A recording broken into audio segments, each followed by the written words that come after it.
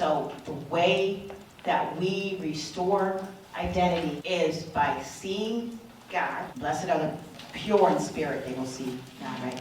But seeing God from his perspective, seeing ourselves and seeing one another from his perspective. That's justice. Because we behave and interact with others based on how we see them. And our behavior and interaction with others and with one another determines, often, dissertation was on how teacher expectations impact student achievement.